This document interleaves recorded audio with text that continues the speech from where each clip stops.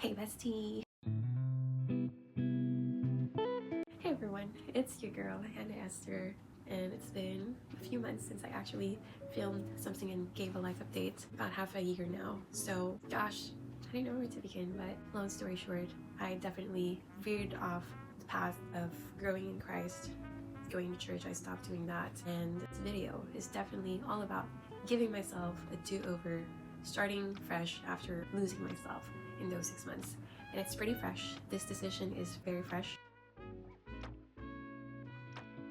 Leading up to this decision, I was actually undergoing a lot of mental health issues. I was in the thickness of depression and anxiety, and a lot of toxic guilt and shame coming up in my mind, and I knew something was wrong, something was off, and I was definitely not my usual self in a lot of these times, and I couldn't really pinpoint like what the actual reason is, but I think I've gotten to the point of understanding what it really is all about.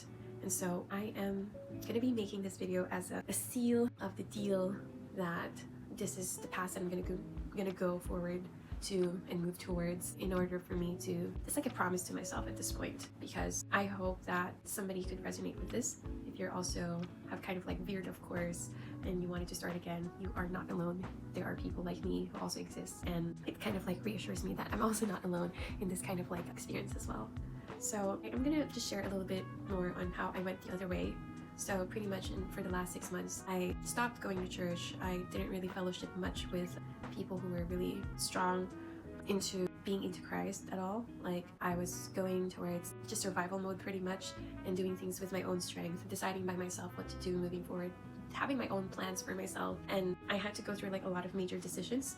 And while I was in the middle of it, honestly, I wanted to have a little bit of fun on the romantic side and make the most out of my last few months while I was in Sydney, or so I thought, because I thought I was going to move to Adelaide.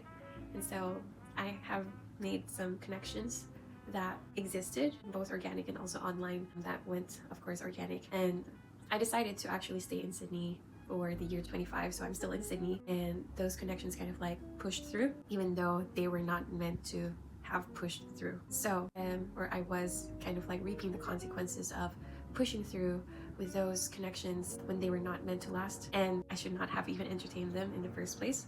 I know it sounds like there's a lot of regret, but this is just me saying that I take accountability, that I got impatient, I compromised on my values, and I didn't wait on God. I leaned in my own understanding on a lot of things, and I experimented outside of God's blessing and God's guidance and covering. I went rogue pretty much. And so when I went rogue, as this dragged down throughout the months, I thought I was still in control, but at the same time knew that I'm just starting to feel really ashamed to go back to church. Around that time, I was already kind of like on the deep end into things, and I was still definitely in survival mode. I experienced a job loss, a significant job loss. That was my main bread and butter while I was living comfortably here in Sydney. Now that's gone, so I was definitely in survival mode. One connection kind of like remained, and that connection was giving me stability for the most part, and I couldn't let go of that one yet, because I was going through a lot of emotional turmoil, and that helped me a lot to just feel better during those times. But I was definitely getting really confused already about my own values. I was getting super carried away by a lot of things. I was starting to just be less with my boundaries. I just started to flow where life was kind of like taking me. I wasn't really proactively making a lot of decisions. Passive, because my energy was mostly into just simply processing a lot of things internally. I made that connection like a crutch for support, and it flared up my addictive tendencies when it comes to the thorn in my flesh. But I was mostly responsible for that, because I could have just went back to God and repented of everything and just stopped everything before things spiraled out into further hurt. I mean, and it kind of sucks though that it had to end in this kind of like note where I was at the edge of everything when it didn't have to be like that. Anyway, so yeah, I lost grip of my self-discipline, my values, clarity, peace, inner peace, but instead what I got was toxic shame, blurred identity, emotional chaos after compromising most of my values, and there's a lot of guilt, confusion, bitterness, and I felt disconnected from God, and I lost trust in myself in some ways. I thought of myself as a clown, and I allowed misalignment to kind of like pan out long and just dove deeper into it because I got super emotional about a lot of things. Now I realize that even if something feels good in the moment, it can leave a residue that I wasn't really ready for. That's why I decided like I need to have a do-over. I cannot live like this anymore. Like I have reached the end of my limits. I am choosing restoration, conviction over confusion, and purity of heart or purification of my heart again and my soul over proving something, because I already again learned that leaning into my own understanding of things, what values I think should be in place in order for a connection to work, being impatient and not really trusting of God's timing and providence, it all led to downslide. So I think overall though, this is God's protection. This is God nudging me to kind of like go back to him and trust him again, of course, to depend on him, to submit and surrender to him everything that I tried to control by myself. And I'm giving myself a clean slate, just like what God is doing for me. Not because I earned it, but because God's grace is real, and I totally believe in that. And whenever my voice tells me that I am a bad person, that I am XYZ, I was really having a hard time just trying to change that narrative. But now I feel like somebody spoke the truth to me and said that no, that's the enemy trying to put you down. Remember who you are, the highest king's daughter.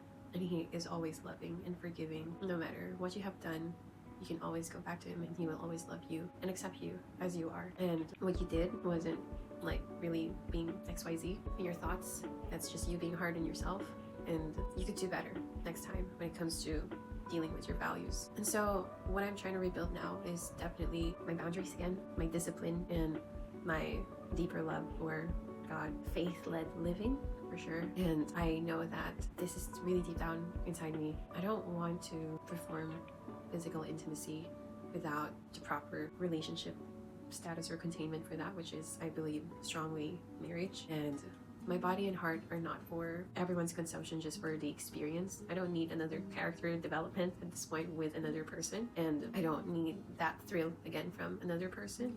It's definitely for covenant. And so letting God become the author again of my life, and definitely my love life overall. So if you're here in this kind of like season of your life and you could somewhat resonate with what I'm talking about, you're not too far, and shame is definitely not your home. You can begin again today, because that's what I also tell myself, and I will lead you back to who you truly are. And this is a story of you kind of like letting go of your old self, and if it's relevant to you, you're backsliding, you're going to go back to Christ. This is your story of redemption and return to him. So God is always open with his arms, and he will restore us, lead us back into full, complete healing. And so it's now up to us whether we're going to accept that invitation. But during these times, I do know that it's very important to have this season of being surrounded by people who are stronger in faith or have kind of like gone through a similar experience. It's good to be able to confess and renounce everything that you have done in order for healing to come through. Definitely, if you had like soul ties, then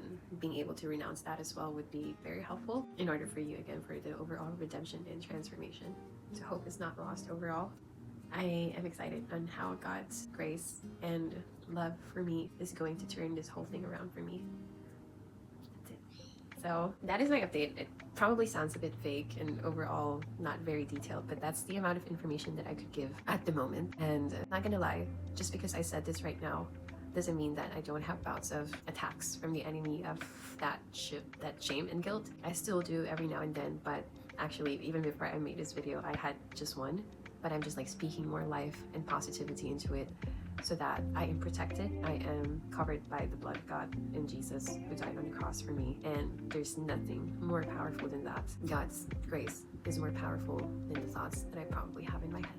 So that's it. Okay, I'm gonna end this for now. I could probably talk about a little bit more some of my values when it comes to dating, boundaries, and all that, just so I could just let it out there in public to commemorate like what I really think about everything so far. Yeah, okay, bye for now. See ya.